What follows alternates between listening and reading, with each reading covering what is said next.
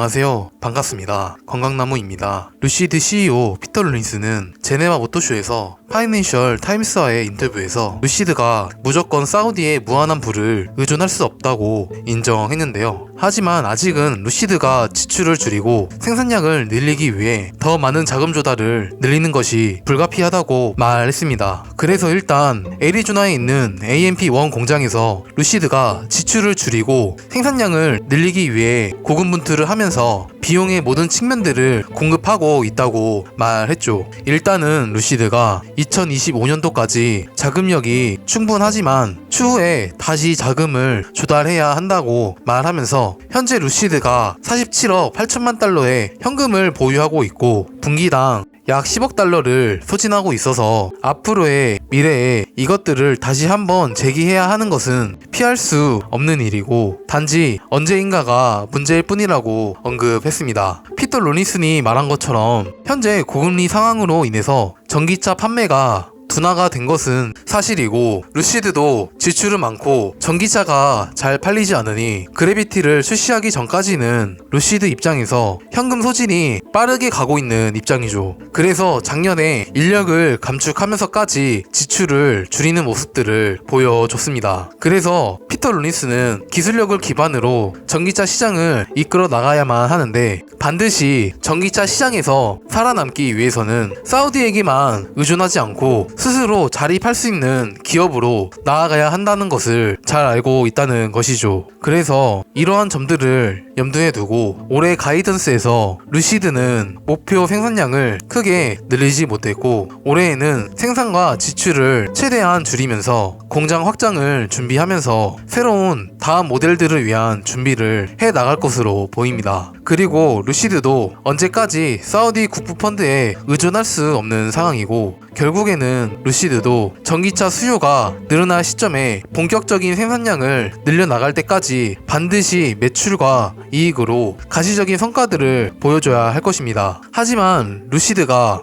그러한 때를 위하여 준비를 위한 단계이고 피터 롤린슨이 말한 것처럼 현재는 예전처럼 전기차를 많이 팔지 못하기 때문에 그러한 영향으로 인한 현금 소진이 빠른 만큼 2025년 이후에 다시 한번 루시드가 PIF에게 오퍼링이나 추가적인 루시드 에어 차량들을 구입함에 따라서 추가적인 자금 조달을 할 가능성이 있을 것입니다. 그렇지만 사우디아라비아에서 이전에 있었던 10만 대의 차량을 구입해줄 것으로 계약을 했기 때문에 추후에 자금 조달은 10만 대의 차량을 구입해주는 시기이거나 루시드가 미드 사이즈인 중저가형 전기차를 출시 생산할 시기에 맞춰서 구입할 것으로 보여집니다. 그래서 루시드는 지금은 현금 소진이 더 많아지기 전에 루시드 엔트리 모델 루시드 에어 퓨어 RWD를 최대한 판매를 해야 할 것으로 보이고 루시드 에어 모델들을 판매했었던 경험들과 전략들을 통하여 추후에 있을 그래비티와 중저가형 차를 판매하게 될 시에 차질 없이 진행해야 함을 보여줘야 할 것입니다. 또한 그래비티 SUV와 중저가형 생산 시기에 맞춰서 공장 확장도 이에 따라 확장력들을 보여줘야 할 것이고 결과적으로는 실적으로 보여줘야 할 시기가 반드시 필요할 것입니다. 현재 피터 롤린스는 루시드와 사우디아라비아 입장에서는 핵심적인 인재이고 과거의 커리어에서 가장 중요한 엔지니어 중에 하나였기 때문에 기술자로서 훌륭하지만 기업 경영에 있어서 부족한 모습들을 보여주긴